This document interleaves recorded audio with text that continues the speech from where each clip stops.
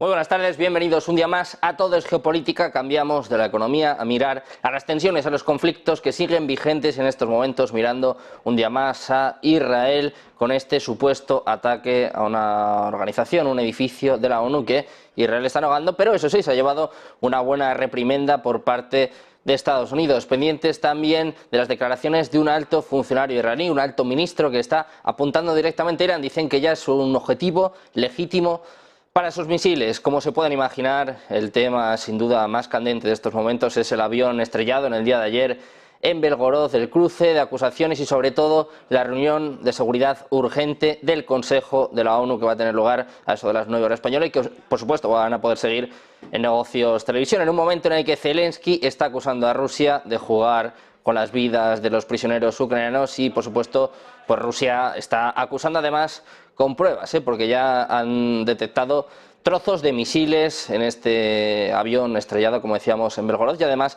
ya tienen la caja negra del avión para investigar, para ver qué ha sucedido en este suceso, pues que está conmocionando al mundo entero. Además, en un momento en el que Rusia sigue sus avances, ayer entró por primera vez en Avdiivka y hoy han tenido lugar nuevos ataques en Odesa. Empezamos a repasar toda la actualidad y empezamos mirando, como les decíamos, a Israel, que ha asegurado este jueves que sus tropas desplegadas en la franja de Gaza han fortalecido su control operativo en Yan Yunis, en el sur de la franja y bastión de Hamas, con artillería y también con francotiradores, en un momento en el que, como les decíamos, están llevándose una dura reprimenda por parte de Estados Unidos después de atacar, como decíamos, en un edificio, en este caso de una organización de la ONU. Estamos pendientes de todo esto, pero como les decíamos, también ha llamado la atención en el día de hoy declaraciones por parte de un alto ministro de Israel que está apuntando directamente a Irán. Dice que ahora es un objetivo legítimo para ataques con misiles. Como decíamos, es lo que ha apuntado un alto ministro israelí mientras siguen los temores de una guerra total entre ambos países. En concreto ha sido el ministro de Economía de Israel, Nir Barkat, el que ha dicho en una entrevista de Telegraph que a los palestinos de Cisjordania nunca se les va a permitir volver a trabajar en el país y que trabajadores extranjeros importados iban a ocupar su lugar. También ha sostenido que la guerra con Hamas, ojo, dice, todavía no es lo suficientemente agresiva. El foco en estos momentos sin duda pasa por Rusia, por este avión estrellado en Belgorod y precisamente en un momento en el que tanto la agencia TASS como Reuters están informando de que se han encontrado fragmentos de lo que parecía ser un misil en el lugar donde se estrelló este avión militar ruso en la región de Belgorod. Rusia afirma que Ucrania ha derribado este avión que transportaba prisioneros de guerra ucranianos. Como les venimos informando, hasta 74 personas que habrían perecido en este incidente. Ucrania de momento no ha confirmado ni tampoco ha desmentido que haya tenido algo que ver en este suceso. Por su parte, la cita más importante en el día de hoy, sin duda, como decíamos, eso de las 9 de la noche, hora española, el Consejo de Seguridad de la ONU se reúne de emergencia, precisamente por este avión derribado, como decíamos, un avión de transporte militar que ha matado además a todos sus pasajeros. La reunión está prevista a eso de las 5 hora local, a eso de las 9 hora española, según ha anunciado la presidencia francesa del Consejo. Y en el punto militar, si nos fijamos en el campo de batalla, la noticia más importante sin duda ha sido la entrada de Avdiivka por primera vez de las tropas rusas. Es precisamente lo que ha confirmado este mismo miércoles a la agencia France Press el propio alcalde de la región, después de meses de feroces combates por el centro industrial del este de Ucrania. Kiev ha dicho que sus fuerzas están resistiendo los esfuerzos de Rusia por rodear esta ciudad. Dice además que los grupos rusos habrían entrado en la parte de la ciudad sur, en la parte sur de la ciudad de Avdiivka, pero que han sido desalojados. Eso sí, se ha negado a comentar, se ha negado a decir cuándo han entrado las fuerzas rusas en Avdiivka y también cuánto tiempo habían estado en la ciudad. Como ven, muchos temas a tener en cuenta, muchos temas que analizar.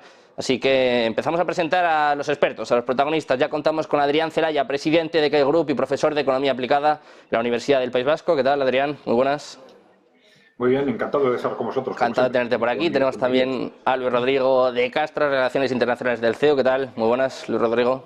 Muy buenas tardes, ¿qué tal? Placer. Contamos con Jesús Argumosa Pila, analista de estudios estratégicos y relaciones internacionales, general de división. ¿Qué tal? Muy buenas, Jesús. Hola, buenas tardes, muy buenas. Por supuesto, saludamos también a Antonio Alonso Marcos, profesor adjunto de Historia del Pensamiento de la Universidad CEU San Pablo. ¿Qué tal, Antonio? Muy buenas. Muy buenas tardes. Si te parece, Antonio, que sabemos que tienes que salir un poquito antes, empezamos contigo. Quiero, si te parece, empezar poniendo el foco en Israel y este ataque a un refugio de la ONU en un paso más, una escalada y además críticas por parte de Estados Unidos. Quizás es lo que más sorprende. Ha sido el principal baluarte de Israel en esta guerra, pero no es la primera vez que le recrimina, ¿no?, que le reprende por actuaciones pues un tanto controvertidas como este posible ataque, según dicen, a un refugio de la ONU. Cuéntanos un poquito cómo ves la situación en Israel y sobre todo pues que parece que Estados Unidos poco a poco se va distanciando.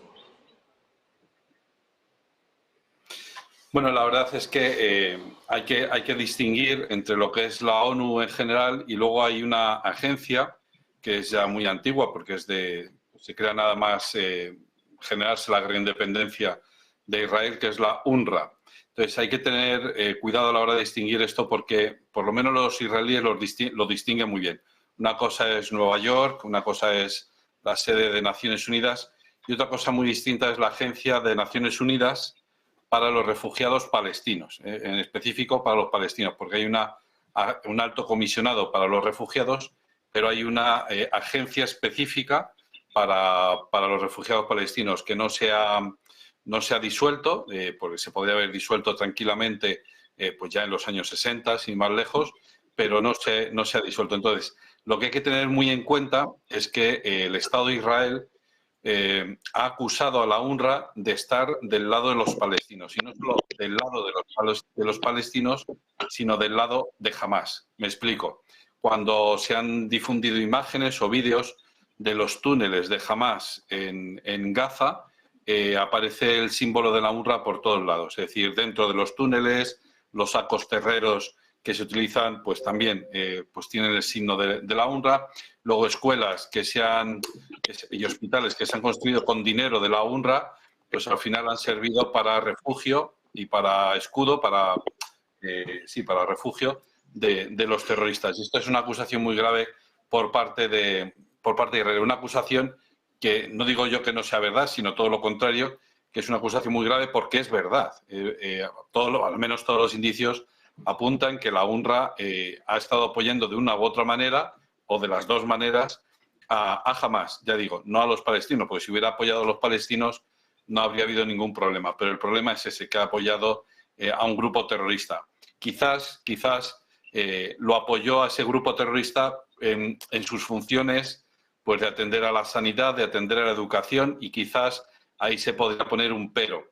Pero la verdad es que, ya digo, se encuentran sacos terreros a la hora de descubrir el interior de esos túneles utilizados por Hamás.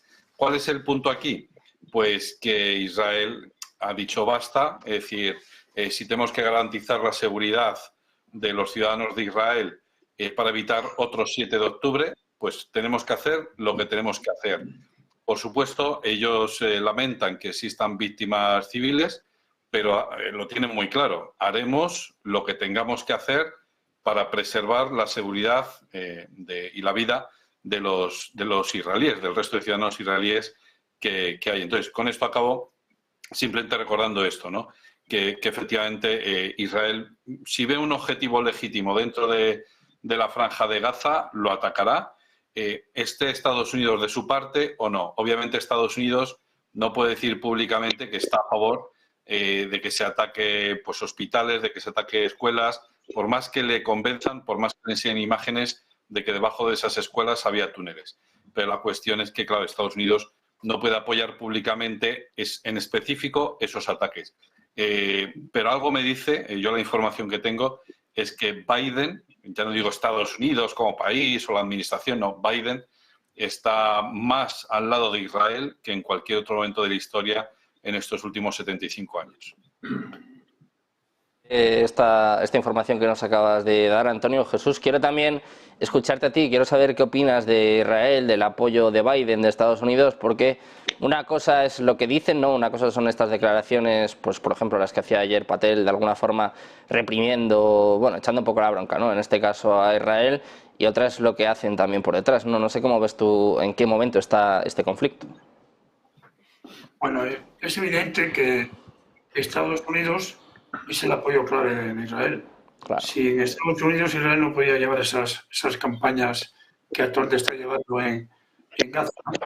Especialmente de armamento y material. Lo que ocurre es que estos temas, aquí, como ha dicho mi antecesor, hay mucha desinformación, ¿no? Primeramente, Biden y Estados Unidos ha apoyado a Israel porque está actuando en legítima defensa. Hay un problema, como todos sabemos, que es el de la reciprocidad, ¿no? Pero claro, ¿no?, ante un ataque islamista sangriento, que murieron 1.200 personas, en Israel hay pues 10 millones, entonces no es el impacto es brutal, ¿no? Pero yo le recuerdo que Israel, al comienzo, después del 7 de octubre, que recibió el ataque sangriento de Hamás, dijo que él tenía 3 objetivos. Primero, destruir a Hamás. Segundo, liberar a los rehenes. Y tercero, que Gaza no fuera una amenaza. Es cierto que no ha conseguido ninguno de los 3. Está Hamás, que si tiene 20 o 25.000 milicianos,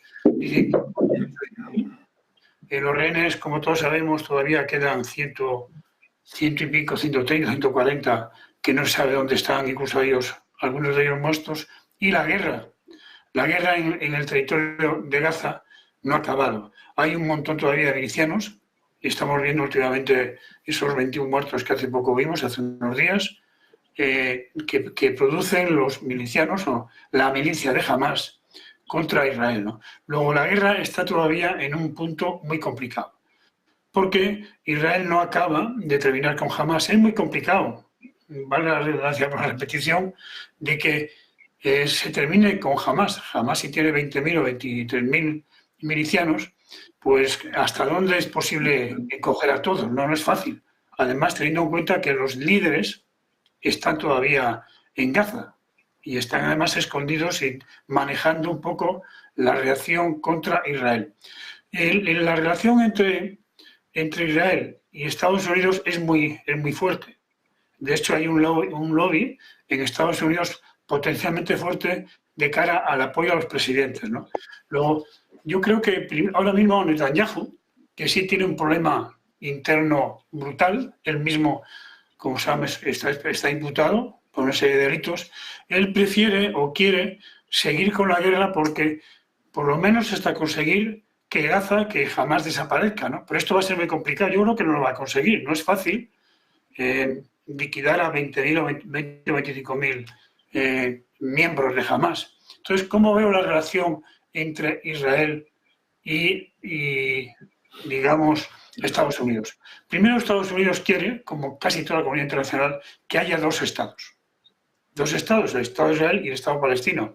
Ahora mismo se niega totalmente Netanyahu, por eso que les digo que él no quiere acabar, porque cuando acabe la guerra, pues Netanyahu tendrá un problema complicado. Luego, un problema importante ahí es cómo actúa Netanyahu.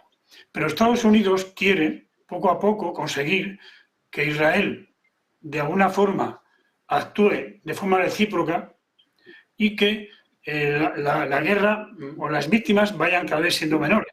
Ahí hemos oído y están hablando de más de 25.000 víctimas. Esto ya es una exageración.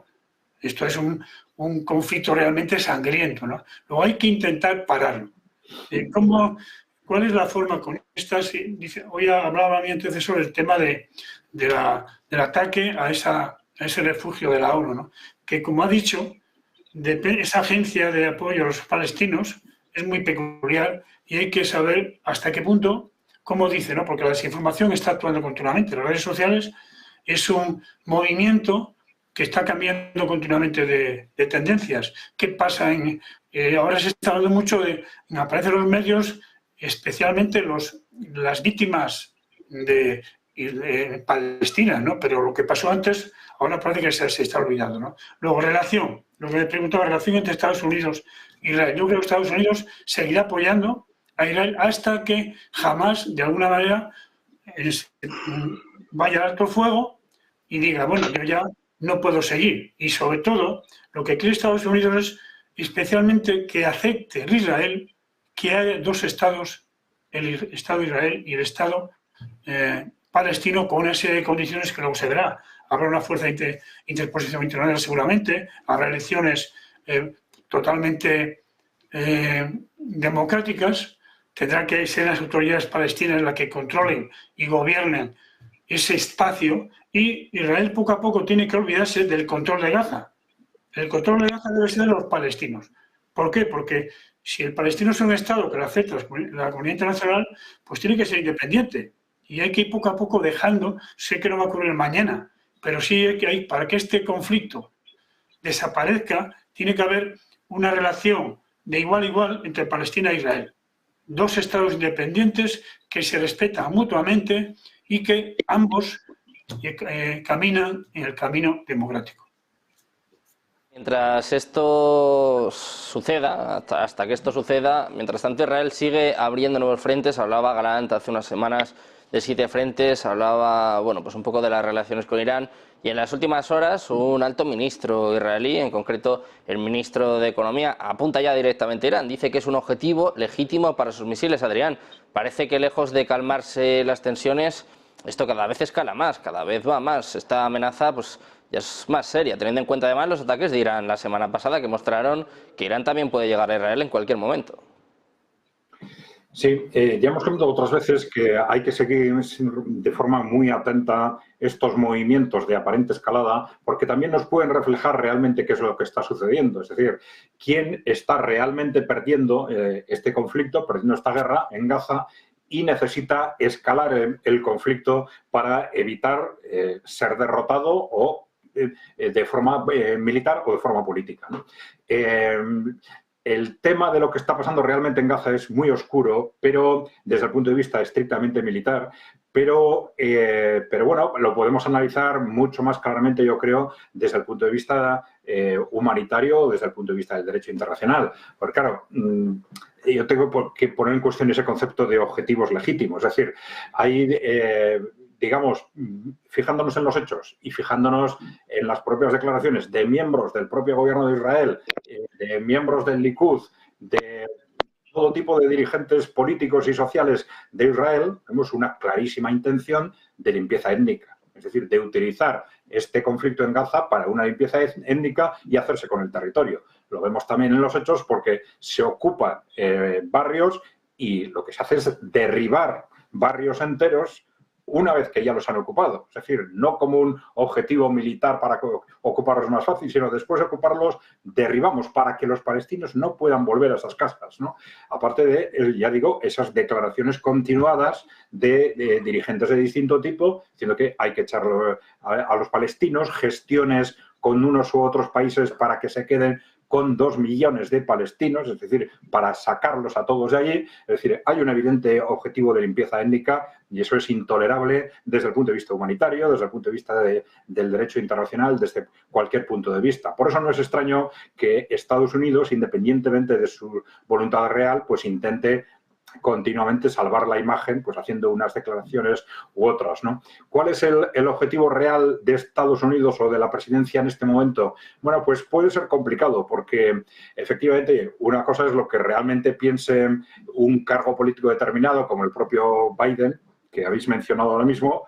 Otra cosa es el peso, el tremendo peso político efectivamente del lobby de Israel en Estados Unidos y otra cuestión que en este momento sobrevenida, si se quiere, son las elecciones a fin de año, ¿no? ¿En qué medida la evolución de este conflicto o la implicación del gobierno de Estados Unidos con las políticas del gobierno de Israel pueden o no pasar factura cuando se sabe que una parte sustancial de los miembros, incluso no solo de los votantes, de los miembros del Partido Demócrata es frontalmente contrario a esta relación con el gobierno de Israel? Pues es muy fácil que esto esté teniendo también un impacto.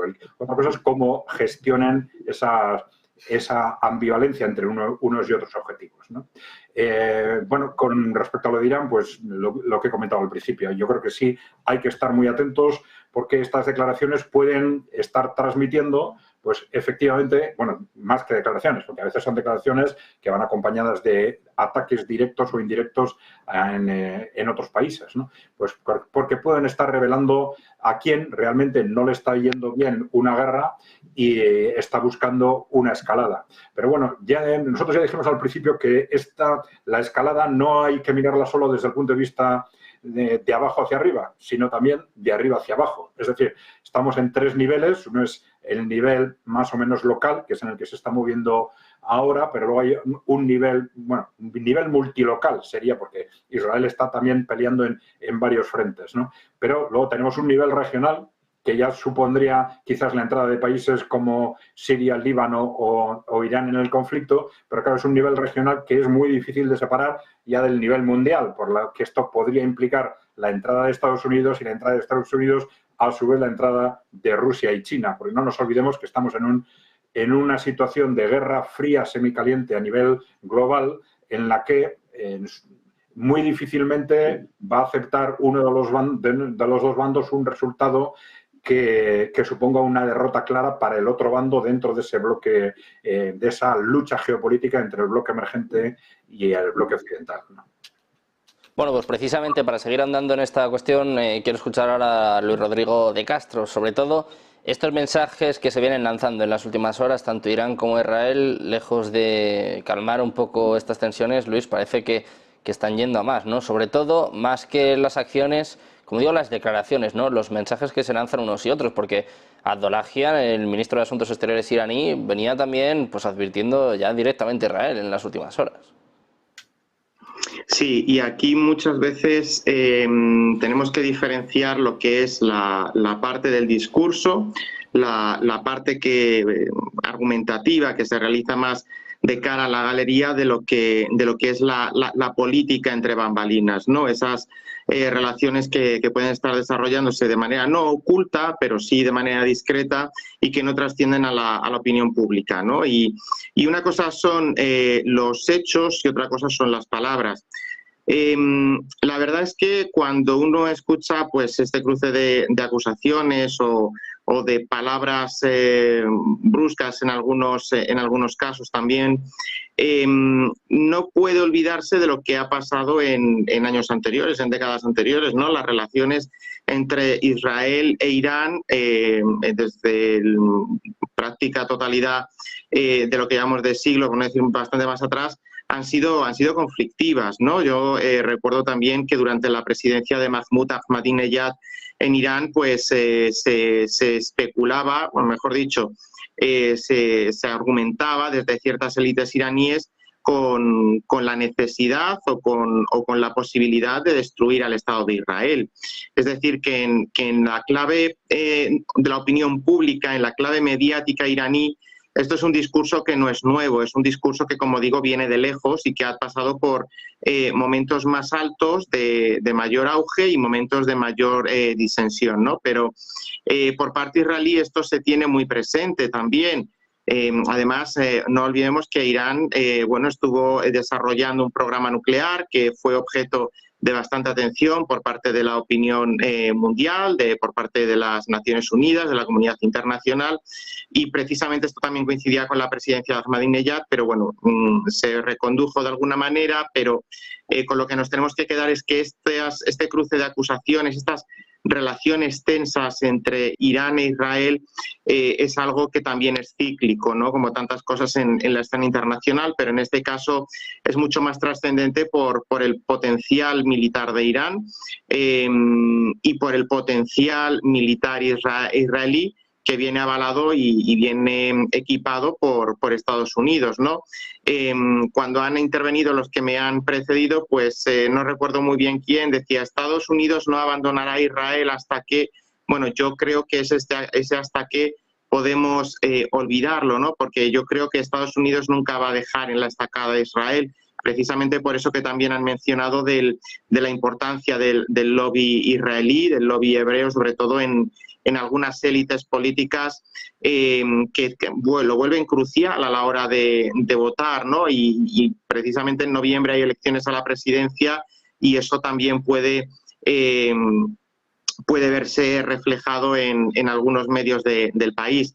Por tanto, yo creo que este cruce actualmente de declaraciones, de acusaciones y de amenazas, por qué no decirlo también, claro que sí, forman parte de ese teatro entendido como ese juego en la esfera internacional que llevan desarrollando y que llevan poniendo en marcha Israel e Irán desde hace bastantes años. Lo que sí que es cierto es que esto influye, claro, a los demás países de la zona, ¿no? Y los involucra. Además, Israel ahora está inmerso en todo el conflicto con Gaza. También Siria está por ahí, tampoco tenemos que perderlo de vista. Y la parte con Hamas es importante porque podemos llegar al escenario en el que Israel, salvo por la parte occidental, que obviamente pues está en el Mediterráneo y tiene el apoyo de la flota estadounidense, por todos sus 3 flancos restantes tuviera conflictos latentes, ¿no? Por un lado Cisjordania, por el norte con Hamas, también por el sur, y además, si fuera poco, por decirlo de alguna manera, de manera más distante tendría a Irán, que tiene un potencial armamentístico con capacidad para llegar a Israel y atacar territorio israelí sin necesidad de poner un soldado en el país, ¿no? Y hablaba, creo que era Antonio, el primero que intervenía, hablaba de la supervivencia del Estado de Israel y que los militares o la clase política haría todo lo posible para garantizar su seguridad. Y esto creo que es clave entenderlo bien para también saber comprender hasta qué punto es importante para Israel acabar con Gaza, pero sí que es verdad, también lo mencionaban ellos, es algo prácticamente imposible, puesto que son 25.000 y cogerlos a todos no es fácil, ¿no? Yo creo que la cuestión en Gaza, de momento, sí que es verdad que estamos en esa escalada argumentativa, pero a día de hoy está en ese nivel local que decía Adrián, que tiene posibilidades de ascender, porque bueno, pues lo estamos viendo y de llegar la sangre al río, pues podríamos vernos abocados a un conflicto de corte regional, pero con conexiones a nivel mundial. Yo no sé aquí hasta qué punto, Rusia tomaría partido por una u otra parte. China, por supuesto, pues es más tendente a los intereses palestinos, pero ya digo, a día de hoy creo que estas tensiones entre Israel e Irán forman parte de ese juego que desde hace unos 15 años sobre todo estamos presenciando en la comunidad internacional y más en concreto entre estos dos países. Pues Luis, lo que desde luego que no es un juego es lo que sucedió en el día de ayer en Belgorod con este avión ruso estrellado. El Consejo de Seguridad de la ONU de emergencia que se va a reunir a eso de las 9 de la noche, hora española. Vamos a hacer una breve pausa y enseguida analizamos todas estas cuestiones. Todo es geopolítica. Un par de minutos y volvemos.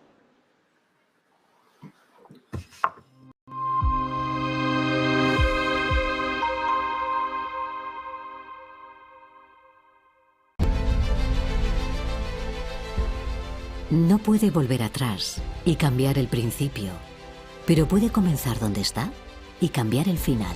En Luna Sevilla queremos ser su asesor financiero de referencia para mejorar su presente y su futuro patrimonial, prestando nuestros servicios como agentes de Caser Asesores Financieros.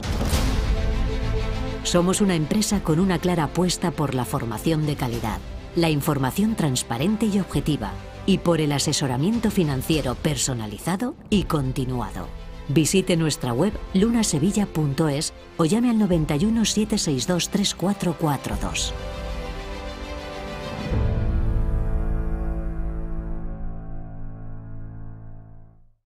¿Se puede poner a prueba vuestra tecnología de trading? Sí. ¿Y vuestra ejecución funciona al milisegundo? Sí. ¿Y vuestros spreads están entre los más bajos del mercado, no? Si quiere, puede probar nuestra primera vez. Es difícil encontrar un broker que cumpla con todas sus expectativas. O quizá no tanto. Active Trades, broker online desde 2001.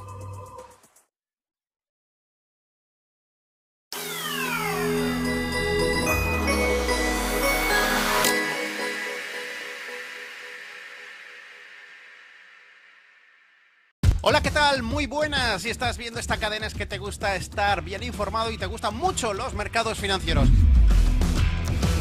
Y lo más importante de todo, te gusta sacarle dinero al mercado.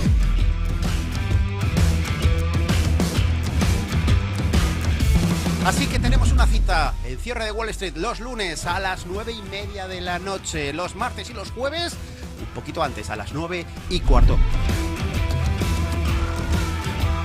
Aquí estaremos en Negocios Televisión explicando consultorio, explicando por qué tomo decisiones de compra, por qué vendo, todo lo relacionado con los mercados. Ese consultorio a vuestra disposición para ver cómo veo el mercado y un montón de novedades que iremos anunciando próximamente.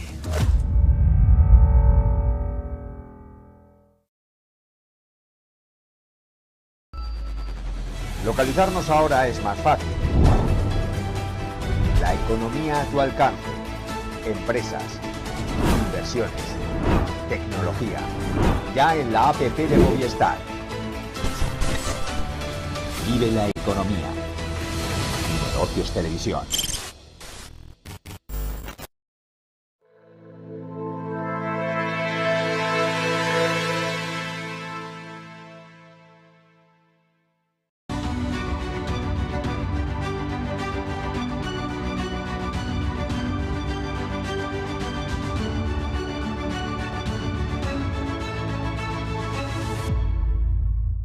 Ya de vuelta en Negocios Televisión, de vuelta en Todo es Geopolítica, mirando a la actualidad y por supuesto mirando, bueno, pues a la noticia que desgraciadamente está en el foco en estos momentos, el derribo de este avión Il-76 ruso con 74 personas, 65 prisioneros ucranianos. Y bueno, desde luego, pues que está tensando más este conflicto en Ucrania. Antonio, quiero preguntarte por todo esto en un momento en el que además veníamos contando, además estoy leyendo ahora, que han encontrado restos de misiles en el casco del Il-76 ruso. Dice además, en este caso, bueno, pues que están encontrando los restos del avión militar. Decíamos antes que ya han encontrado también las cajas negras de este avión y ahora está apuntando Rusia que ha encontrado restos de misiles. Ayer hablaba Kartopolov de hasta 3 misiles que habrían lanzado desde Ucrania y decía que eran alemanes, que eran patrios. No sé cómo ves este ataque, este incidente. Bueno, pues la verdad es que, como pasó en el caso de Polonia, ese misil supuestamente ruso que se perdió por el cielo de Polonia y que impactó y que mató a 2 granjeros polacos en noviembre del año 22 y que todavía a día de hoy todavía no se ha abierto una investigación oficial sobre ese tema, bueno, pues tenemos que dejar que pase tiempo. Hay una cuestión también que hay que tener en cuenta y es que, claro, toda esa información que nos va a llegar ahora es de la parte rusa. Entonces es una información de parte. ¿Va a ser objetiva? Obviamente no, porque es de parte, ¿vale? Para algunos, y esto va a servir para confirmar en sus sentimientos o en sus conclusiones a unos y a otros. Quiero decir que los que ya desde un primer momento decían no, eso ha sido un derribo, no ha sido un accidente, pues con la información que les viene de Rusia se lo van a creer y lo van a aceptar tal cual, y los que desde un primer momento se han creído la versión de Ucrania, pues se van a reafirmar, ves, eso es propaganda rusa y tal. Hay una cuestión que es bastante objetiva, que es que el Consejo de Seguridad de Naciones Unidas no se reúne porque se haya caído un avión. Eso es un dato objetivo. Es decir, si al final estos señores han decidido reunirse es porque hay una cuestión grave de seguridad que hay que debatir y que hay que dilucidar. No, hombre, a lo mejor se reúnen para averiguar. No, se reúnen para poner las cosas sobre la mesa y esto, ¿no? Entonces, para mí, a mí me ha resultado bastante raro que hayan aceptado la reunión, porque tenía entendido que Francia lo había rechazado. Pero debe de ser tal el clamor de unos y de otros que han llegado a amenazar, creo yo, han debido llegar a amenazar incluso a decir, vamos, si la ONU no sirve para hablar de estos temas, ¿para qué sirve la ONU? Porque a día de hoy, efectivamente, esta es una de las grandes preguntas que se van quedando en el aire a lo largo de este conflicto de Ucrania, ¿vale? Si no ha servido para evitar el conflicto, no ha servido para pararlo en su primer año de vida, no ha servido para nada, pues ¿para qué sirve la ONU? Que consume bastantes millones de dólares por parte de Rusia, por parte de China, por parte de otros actores. Entonces, en cuanto esta idea de la ONU no sirve para nada, se difunda entre los países del sur global, pues agárrate que vienen curvas, ¿no? Entonces, la cuestión es, parece bastante evidente, hay un par de datos que son objetivos, ¿no? Que es que no era un avión, sino que eran 2, que efectivamente eran 2 aviones cargados de prisioneros ucranianos que iban a ser intercambiados en la región de Belgorod, porque es fronteriza, y que iban a ser intercambiados por otros 192 soldados rusos, que uno se lo cargaron cuando llegaba a Belgorod, no que saliera de Belgorod, porque a lo mejor podemos decir, claro, es que estamos en guerra, entonces si sale un avión que no sé, vaya usted a saber de qué naturaleza es el avión, si es de carga, de transporte o es un Eurofighter, de los que casi no existen, ¿verdad? No es un avión de combate, pues claro, entonces es un objetivo legítimo en una guerra. Pero es que no estaba saliendo de Belgorod, quizá con dirección hacia Ucrania, sino que estaba llegando a Belgorod. En fin, y luego la otra cuestión es el tipo de misil que se ha utilizado. Y, de nuevo, aquí recuerdo una cosa que yo he dicho en varias ocasiones, y es que se está escalando poco a poco en la guerra y yo desearía que esta guerra hubiera acabado ya hace muchísimo tiempo, pero es que, por un lado, hay unos indicios que nos van diciendo que es que en Rusia va a llegar un momento que va a decir, bueno, es que ya está bien, ¿no? O sea, está bien que le paguéis las pensiones a los pobres ancianos ucranianos, está muy bien que paguéis a los funcionarios ucranianos, pero eso de que les deis misiles capaces de traspasar la frontera y llegar a territorio ruso para que maten civiles rusos, pues eso ya es inaceptable, ¿no? Está habiendo un pequeño cambio en los medios de comunicación españoles, por ejemplo, pero muy pequeño, muy sutil. Y es, ayer o antes de ayer, escuchaba en la radio, en una radio española, que en el pasado diciembre los ucranianos, el ejército ucraniano, atacó la ciudad de Belgorod y mató a 25 personas. Esto es muy interesante, porque dice 25 personas, no dice 25 soldados. Con lo cual, el ciudadano medio español que esté un poco despierto dirá, claro, es que no mató soldados, mató civiles, ¿no? Entonces, las Fuerzas Armadas ucranianas, que las armamos nosotros y las pagamos nosotros, han matado civiles. Y diremos, bueno, es que estamos en una guerra y mueren civiles y hay que asumirlo. Bueno, es que no es tolerable. Es decir, si cuando encendemos las noticias y vemos en Rusia ha matado no sé cuántos civiles, nos enfadamos. ¿No nos enfadamos cuando Ucrania mata civiles? No, porque se están defendiendo ya, pero es que no pueden matar civiles.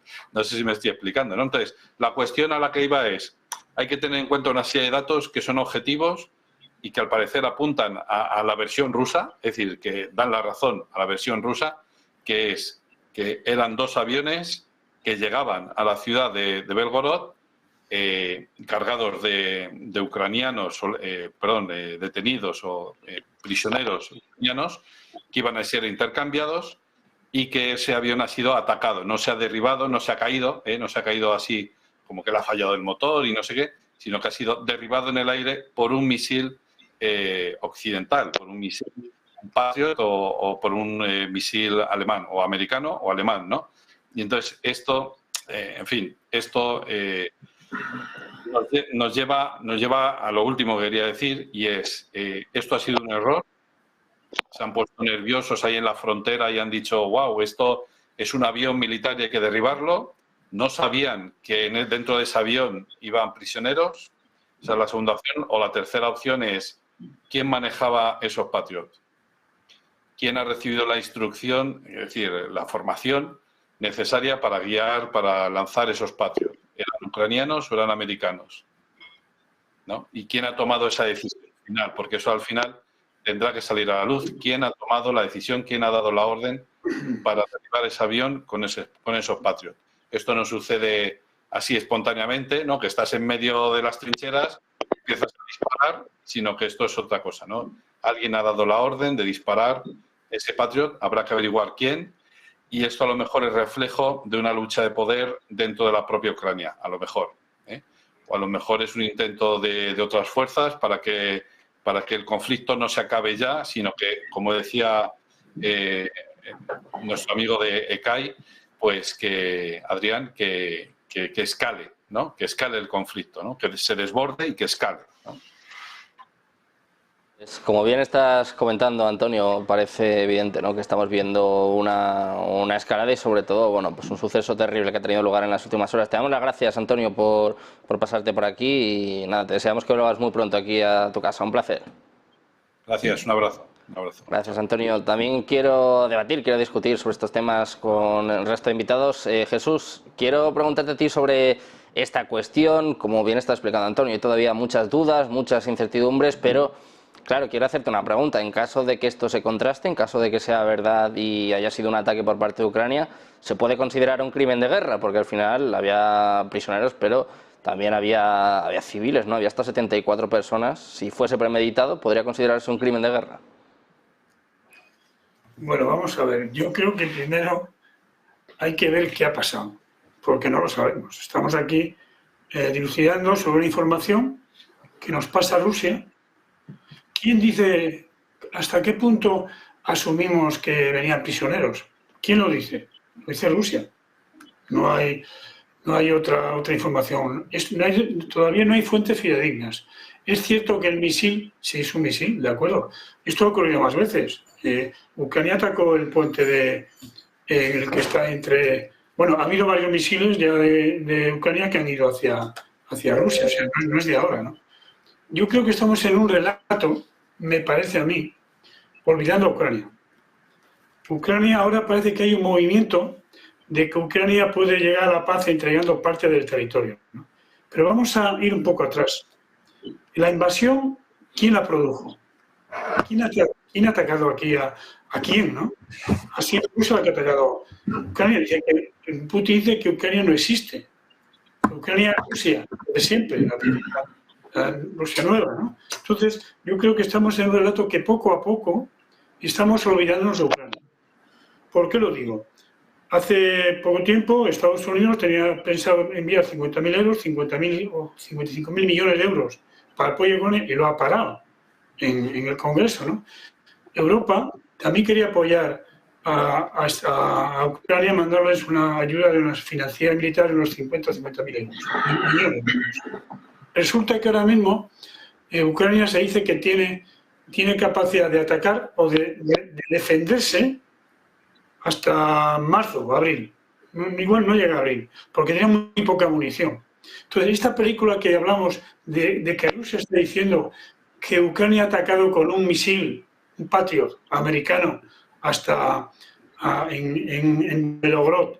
Y además, la pregunta que nos hacemos, ¿quién mandaba o quién disparó con ese misil? ¿Qué pasó en Ucrania, allá en el Donbass, cuando aquel avión, creo que era neerlandés, fue destruido por un misil que todavía no se ha aclarado quién ha sido? No ha estado todavía Rusia pensando, ¿no?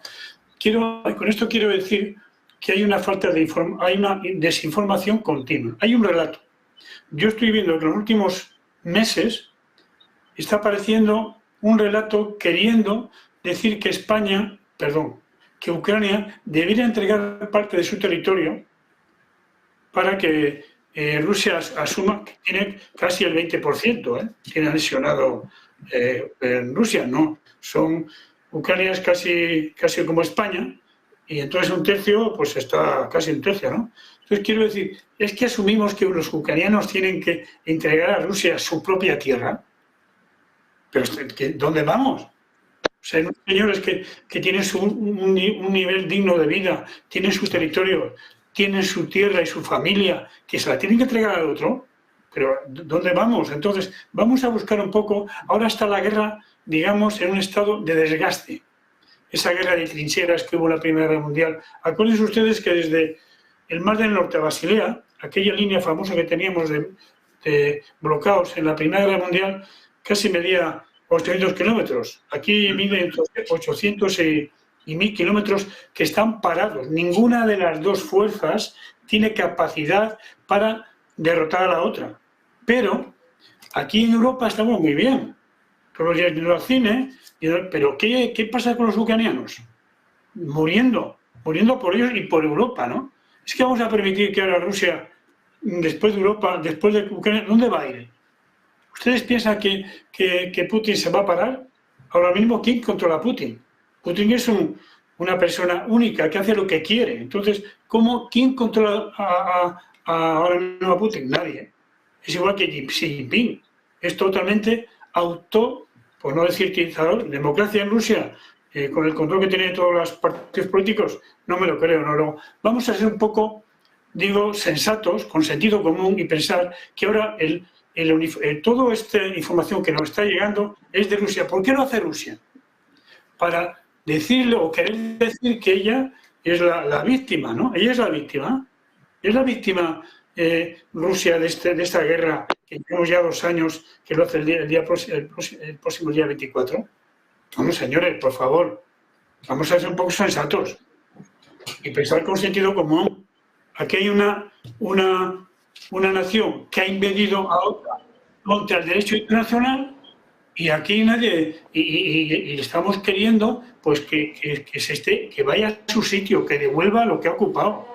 Porque lo que ha ocupado no es suyo, es Ucrania, es de los ucranianos. Acuérdense usted cuando invadió, decía, allá hace un año, el 24 de febrero del 28, decía Rusia, me dura a mí 10 días. ¿Cómo que 10 días? Dice el ucraniano, oiga, esta tierra es mía, ¿entiende usted?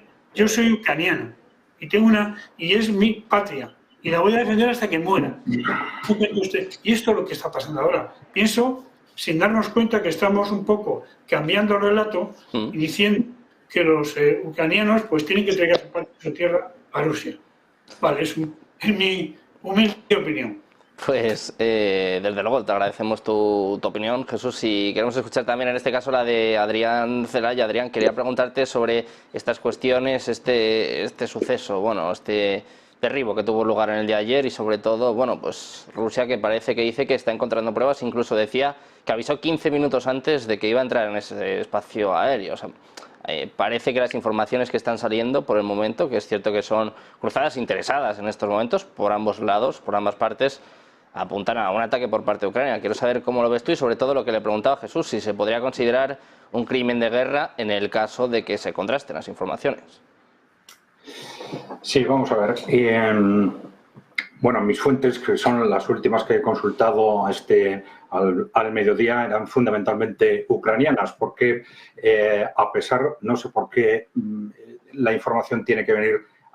Damos por supuesto que la información viene de Rusia, ¿no? Hay muchísima información de Ucrania que durante toda la mañana han estado discutiendo entre ellos sobre quién era el responsable. Evidentemente ya está, por supuesto que después de las versiones oficiales que se iban contradiciendo una tras otra, primero esto es mentira, luego han sido los rusos, luego era un avión que salía de Belgorod, luego no era un avión que salía de Belgorod, luego se callan, pero hay muchas versiones ucranianas distintas de la versión del gobierno que están discutiendo entre ellos quién es el responsable. Por supuesto, dando por supuesto que todos sabían que se trataba efectivamente de un avión que transportaba prisioneros ucranianos al punto con el objetivo de intercambio, ¿no? Porque es una información sobre un proceso repetido que se ha realizado otras veces y que, según dicen y admiten las informaciones ucranianas, siempre se utilizaban los mismos mecanismos de información compartida para evitar que cosas de estas sucedieran. Entonces, las informaciones ucranianas están discutiendo entre sí quién es el responsable. Y hay 3 puntos de posible responsabilidad. Están hablando, unos le están echando la culpa a Zelensky, otros le están echando la culpa al ejército, se están echando la culpa a los partidarios de Zelensky al ejército, y luego hay un tercer punto que es el ejército de Estados Unidos, que son los que operan los Patriots. Porque efectivamente, como se ha dicho antes, esto es algo tremendamente llamativo, pero la realidad es que Estados Unidos está lanzando misiles contra Rusia. Y eso, evidentemente, es una causa de guerra, lo miremos como lo miremos. Otra cosa es, dijimos que evidentemente que Rusia le interese callarse ante ese tipo de ataques para no tener que bombardear Londres al día siguiente. Pero evidentemente, casus belli por parte de la OTAN contra Rusia se están sucediendo un día sí y otro no. En este caso es un tema muy llamativo porque la cuestión es, está claro que ha habido un ataque con misiles desde Ucrania a través de baterías Patriot que han derribado ese avión. Claro, la cuestión clave es cuál es la intención de ese ataque. Primero, si efectivamente, como estas fuentes ucranianas están dando, por supuesto, se sabía que era lo que había en ese avión, pues claro, si sabían que eran 65 prisioneros ucranianos los que iban dentro, esto evidentemente es una barbaridad. Alguien quiere o provocar una guerra o destruir las posibilidades de paz, pero es algo que evidentemente puede ser absolutamente explosivo si es cierto dentro de propia Ucrania. Claro, puede haber un nivel inferior, que sea el de que el que ha tomado la decisión no lo sabía, a pesar de que esa información se circulaba entre Ucrania y Rusia, pero algo ha interferido en el compartir esa información y alguien ha tomado la decisión sin saber que había 65 prisioneros ucranianos en el avión. Esa sería la posibilidad que haría que esto se escapara de convertirse realmente en una auténtica bomba a nivel internacional y a nivel dentro del propio Ucrania, porque teniendo en cuenta cómo están las tensiones en este momento entre el ejército y Zelensky, precisamente como consecuencia de que la guerra está perdida, ellos saben que la guerra está perdida, el futuro de Ucrania lo va a decidir Rusia, ya todo el mundo está pensando en el siguiente momento. ¿Qué va a pasar en el siguiente momento? Claro, unos están pensando cómo aseguramos la paz en ese siguiente momento, que esto no va más, y otros están pensando cómo escalamos el conflicto a partir de este momento, pues para evitar que la otra parte rentabilice el resultado del conflicto.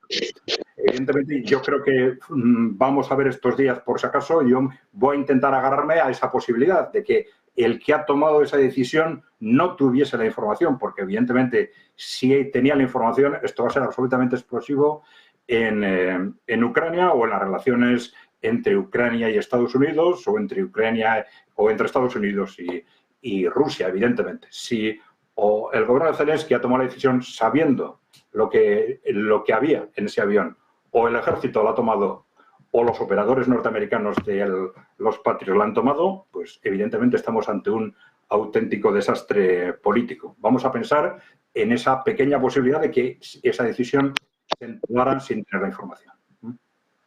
Bueno, pues para recabar más información quiero preguntarte también a ti, Luis Rodrigo de Castro. Cuéntanos cómo ves esta situación, un poco qué información has podido recabar tú hasta la fecha y sobre todo, bueno, pues en este cruce de acusaciones, ¿quién tiene razón, según tú? Porque como bien estabais explicando todos, todavía es demasiado pronto, ¿no?, para sacar conclusiones. A ver si sacamos algo en claro de este Consejo de Seguridad Urgente de la ONU, ya veremos. Sí, yo voy a insistir también en la prudencia, ¿no?, en mantenernos un poco a la espera de información, que es una información que por supuesto pues está siendo recabada por la parte rusa, por tanto es una información que, como decía Antonio, es de parte, ¿no? Y esto no significa que sea falsa, pero sí que puede estar un poco distorsionada en función de los intereses que pueda tener Rusia. No digo que la manipule, ¿no?, sino que oculte pues a lo mejor ciertos datos, cierta información. Empezando por lo último que decía Adrián, yo creo que el escenario de un ataque por parte ucraniana sin tener toda la información sería la que más tranquilidad, entre comillas, daría, pero también mostraría una gran imprudencia, ¿no? Tranquilidad en el sentido de que bueno, pues parecería que la situación fue fortuita, un poco, pues al final yo en este sentido pienso en lo que quedó aquel misil que impactó en Polonia, en lo que ha pasado. Es que es verdad que hay muchas cosas todavía por clarificar, ¿no? Es decir, pero ese ataque fortuito por parte ucraniana fue el menor de los males, ¿no? Porque podía haber habido un mal mayor, que hubiera sido un ataque ruso a Polonia, con lo cual eso hubiera supuesto la activación de la cláusula de defensa colectiva en la OTAN, ¿no? Por tanto, yo creo que esa es la menos mala opción, pero aquí yo enmarco todo esto, como decía Jesús, en algo que a veces se nos escapa, y aunque por parte ucraniana podamos entender que la guerra está perdida y que bueno, pues las fuerzas de Ucrania son ya cada vez más residuales y llegará el momento en el que la paz vendrá forzada por la carestía de armamento en Ucrania, no hay que olvidar esta situación que decía Jesús, y es que al final quien quebró el ordenamiento internacional, quien dio ese primer paso de atacar a Ucrania, fue Rusia. Por tanto, tampoco tenemos, o por lo menos bajo mi punto de vista, que desenmarcar este ataque dentro de esa defensa del territorio ucraniano por parte de las tropas y de la ciudadanía ucraniana. Sí que es verdad, y yo, bueno, pues tampoco es por ser mal pensado, pero bueno, pues por estas cosas que han pasado, que pasan y que pasarán, pues hombre, que pueda ser un ataque que provenga también por parte de Rusia y que Rusia intente enmascararlo o disfrazarlo de alguna manera para añadir más presión a la parte ucraniana, pues hombre, parece muy descabellado, parece muy rebuscado, pero como dice el dicho, ¿no?, a veces piensa mal y acertará. Yo espero que en este caso no sea así, pero Pero bueno, por añadir esta otra variable, ¿no? Hablábamos de un ataque desde Ucrania sin la información, desde un ataque desde Ucrania con información, precisamente por eso que se está moviendo en el interior de Ucrania y que ya vamos viendo cada vez dos bandos más claros, uno representado por Zelensky y otro por otros sectores de las fuerzas del país, y yo introduciría esta tercera opción, que quizá, bueno, pues es un poco descabellada, como decía, pero que yo a día de hoy, ahora mismo, como no tenemos información, la información que nos está llegando pues es a veces no sesgada, pero no hay una investigación independiente por parte de un tercer agente, pues yo tampoco la descarto a día de hoy, ¿no? A lo mejor mañana me levanto y es de otra manera, ¿no? Pero en este momento yo creo que podrían ser alguna de esas tres variables, porque, bueno, pues ¿por qué no pensar también que hay grupos no beligerantes desde el punto de vista oficial que han podido encargarse de ello? Bueno, sí que es verdad que estamos hablando de un misil Patriot que se necesita un nivel de conocimiento, un nivel de manejo y cierta infraestructura para ponerlo en marcha, ¿no? Y yo creo que en los próximos días iremos sabiendo más acerca de esto, y como decía, yo creo que esa opción de que ese misil ha sido disparado sin tener en cuenta que dentro podía haber prisioneros de guerra ucranianos es la menos mala de todas las opciones posibles. Muchas opciones sobre la mesa todavía, como bien estás comentando, Luis, muchas dudas, muchas incertidumbres que se despejarán seguramente, por lo menos algunas, en esta cumbre de seguridad, esta reunión de emergencia de la ONU. Va a tener lugar eso de las 9, podréis seguirla aquí en Negocios Televisión, por supuesto, y yo aprovecho para dar las gracias a los tres, Jesús, Luis, Adrián, por estar con nosotros y por poner un poco de luz en todos los asuntos que, bueno, pues que todavía siguen sobre la mesa con demasiados conflictos geopolíticos. Muchas gracias a los tres por estar por aquí, un placer. Muy bien. A vosotros, buena tarde. Muchas gracias por pasar por aquí. Muchas gracias, por supuesto, a todos los espectadores que nos han acompañado, a los que les digo un día más que no se vayan, porque seguimos con más economía, con más geopolítica, con más actualidad. Seguimos, como siempre, con la mejor programación aquí en Negocios Televisión.